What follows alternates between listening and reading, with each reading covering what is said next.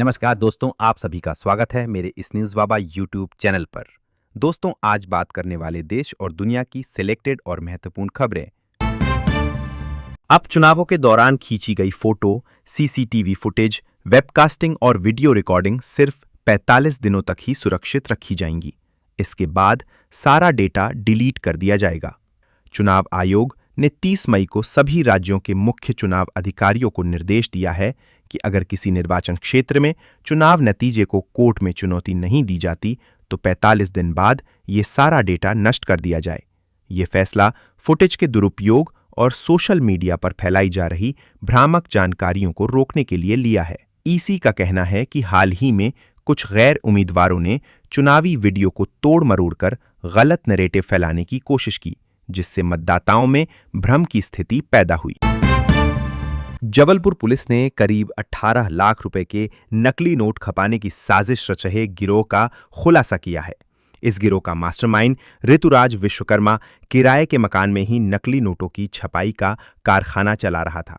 Police ने मामले में अब तक 7 आरोपियों को गिरफ्तार किया है, जबकि एक फरार है। गुजरात में पंचायत चुनाव के लिए वोटिंग 22 जून को होगी। राज्य में 8,326 ग्राम पंचायतें हैं। इनमें से 751 ग्राम पंचायतों में निर्विरोध चुनाव हो गए हैं।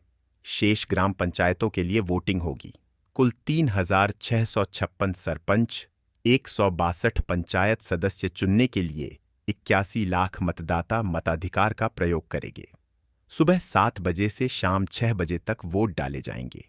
काउंटिंग 25 जून को होगी। चुनाव में पिछड़ा वर्ग के लिए 27% आरक्षण लागू होगा। कड़ी तथा विसनगर विधानसभा क्षेत्रों में आने वाली पंचायतों में वोटिंग 22 जून को नहीं होगी। इजराइल के दूसरे सबसे बड़े शहर तेल अवीव के सी बीच पर अच्छी खासी भीड़ थी। 15 जून से शुरू हुई इजराइल ईरान जंग में ईरान की तरफ से सबसे ज्यादा हमले तेल अवीव पर ही हुए हैं। फिर भी लोग समंदर किनारे सुकून के पल बिताने आ गए थे। शाम 6 बजे अचानक सायरन बजने लगा। लोगों में भगदड़ मच गई। सभी भागकर बीच के किनारे बने बंकरों में छिप गए। करीब 3 मिनट बाद जोरदार धमाका हुआ। आसपास कहीं मिसाइल गिरी थी। पहलगाम आतंकी हमले के 2 महीने बाद नेशनल इन्वेस्टिगेशन एजेंसी ने पहलगाम के 2 लोगों को गिरफ्तार किया है। एनआईए की जांच में खुलासा हुआ है कि इन दोनों ने हमले को अंजाम देने वाले 3 आतंकियों को पनाह दी थी। गिरफ्तार किए गए आरोपियों के नाम परवेज अहमद जोठार और बशीर अहमद जोठार हैं। पूछताछ में दोनों ने आतंकियों की पहचान बताई और ये भी पुष्टि की कि वे पाकिस्तानी नागरिक थे और प्रतिबंधित आतंकी संगठन लश्कर-ए-तैयबा से जुड़े हुए थे। चंडीगढ़ एयरपोर्ट पर रविवार को तकनीकी खराबी आने से एक फ्लाइट को अचानक कैंसिल कर दिया गया।